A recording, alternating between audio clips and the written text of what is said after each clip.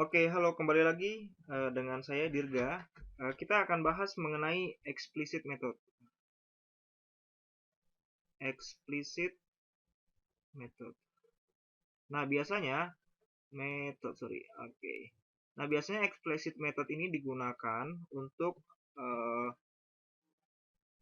partial differential equation yang berbentuk parabolik. Parabolik ya. Oke, jadi gini. Misal kita punya persamaan transfer panas atau biasa disebut sebagai heat equation dalam bahasa Inggrisnya itu K sama dengan do 2T do X kuadrat sama dengan do T do T kecil. Oke, jadi turunan kedua dari temperatur terhadap jarak itu sama dengan turunan pertama suhu terhadap waktu. Ya, ini ada suatu konstanta K, konstanta K ya.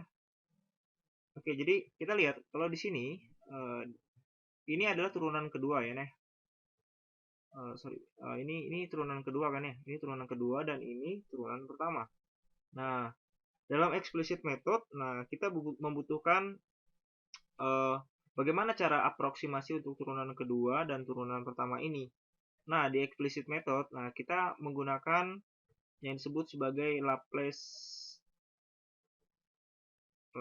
equation. Equation by center finite derivative. Jadi, yang dimaksud dengan Laplace equation itu bahwa do 2t dari do x kuadrat itu sama dengan t L I plus 1 min 2t L I plus t L I min 1 dibagi dengan delta x kuadrat. Kemudian turunan pertamanya do t terhadap do t kecil itu sama dengan t L plus 1 min t L per delta t. Oke, ini kita sebut sebagai persamaan 1 dan yang ini disebut sebagai persamaan 2. Nah, bagaimana bisa mendapatkan ini? Kalian bisa lihat di buku Capra. Di buku itu lengkap banget.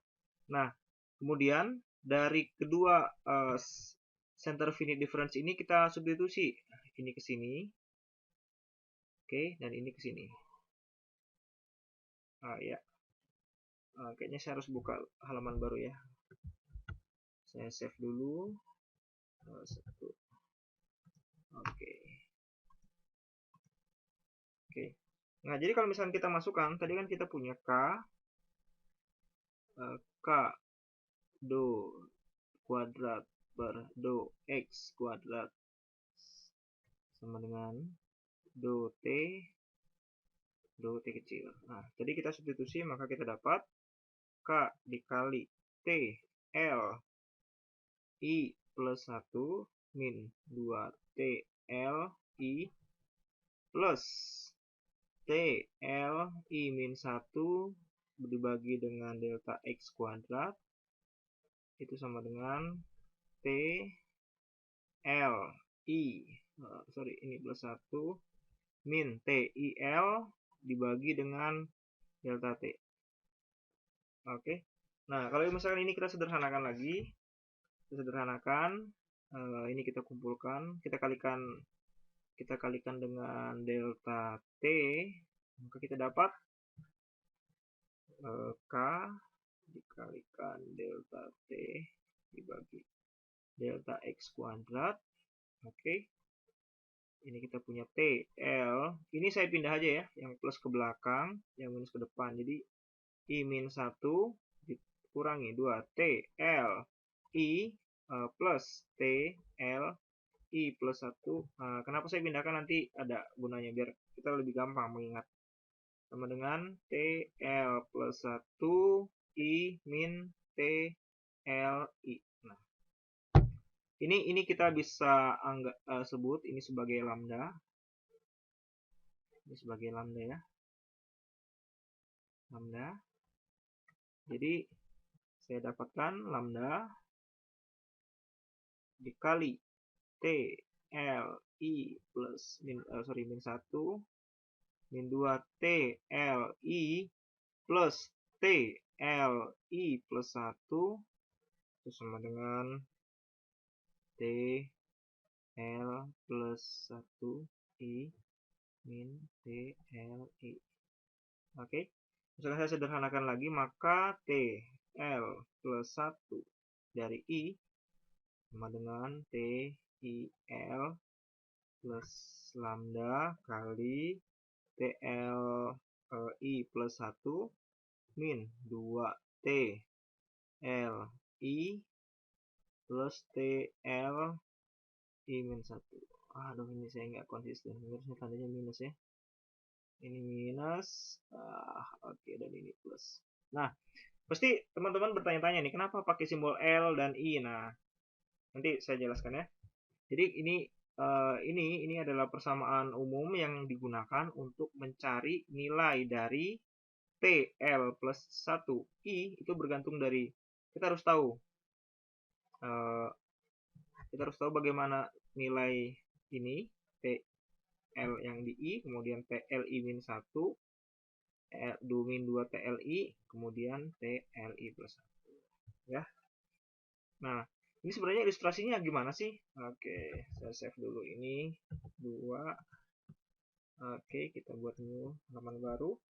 Nah, jadi maksudnya gini. Ini ilustrasi kalau misalkan saya punya ini macet. Saya punya garis begini. Jadi oke, sebagi 3. Nah, oke, saya pakai warna merah ya. Jadi kalau misalkan ini saya ini misalkan ini I, kemudian ini L, maka ini adalah L plus 1, gitu kan. Yang di sini misalkan saya tambah lagi garis di sini. Ini macet ya. Sorry, ini L plus 2. Ini I, maka ini I min 1, ini I plus 1, gitu ya. Nah, jadi kalau misalkan temperatur di sini nih, saya sebut sebagai ini T L plus 1 di I. Jadi I itu arah yang sumbu X, kemudian L itu arah sumbu Y. Ya, saya pakai warna biru ya, biar lebih bagus. Saya ulangi. Jadi ini T L plus 1 I. Nah, sini kita punya titik. Ini dan sini. Oke, coba saya tulis lagi rumus yang tadi ya. Jadi T L plus 1 dari I itu sama dengan T L I plus lambda dikali T L I plus 1 min 2 T L I plus T L I min 1.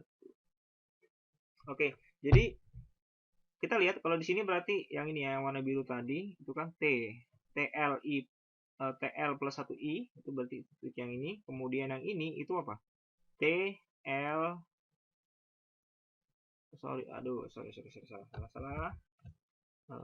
Ini L, ini I, kemudian ini T L I min 1, yang ini T L I plus 1. Jadi nilai ini, nilai TL plus 1 I itu bisa didapat kalau kita tahu nilai ini berapa, nilai ini berapa, nilai ini berapa. Nah, jadi kalau misalkan saya buat gambar segitiganya tuh gini nih. Nah, ini dia. Biasanya dalam permasalahan contohnya sederhana kayak transfer heat gitu, yang di bawah ini nilainya kita tahu nih. Nah, makanya disebut eksplisit karena ini bisa tahu kalau ini udah tahu, ini udah tahu, ini udah tahu. Nah, ini yang disebut sebagai metode eksplisit.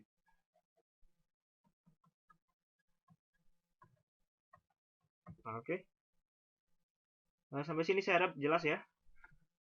Oke, kita save dulu. Kita buat lembar baru. Nah, di eksplisit itu ada syarat yang disebut sebagai syarat konvergen. Jadi kalau misalkan ya, misalkan saya punya grafik ini, yang warna hijau ini solusi numerik, bukan, sorry, solusi analitik nih. Nah, numerik itu kan aproksimasi.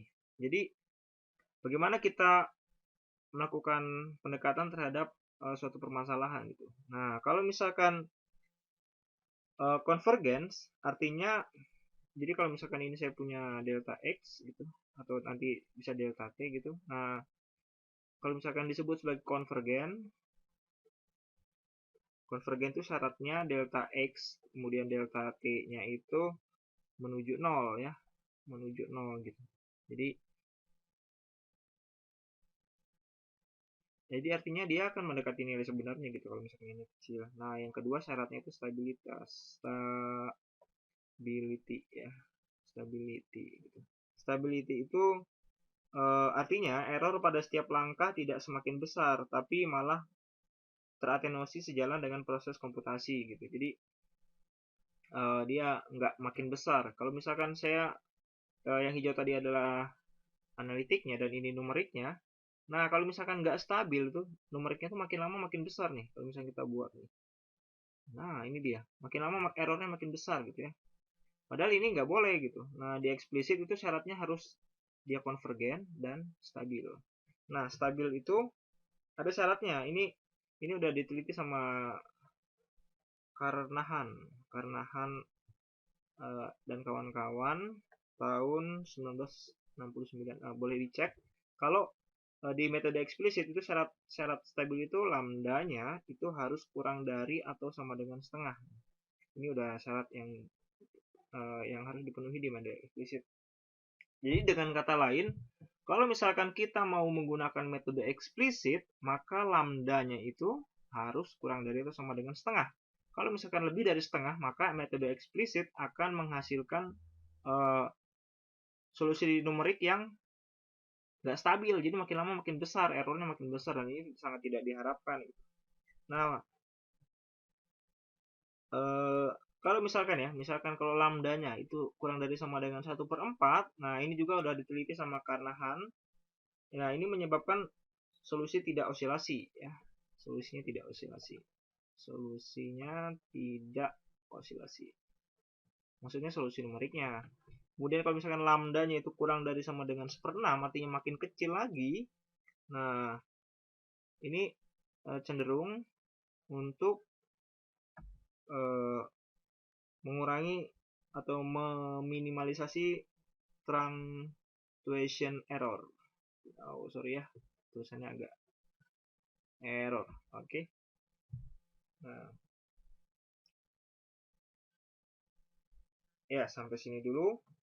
Oke, nanti selanjutnya kita akan bahas tentang contoh ya. Kita akan langsung ke contoh. Oke. Ya.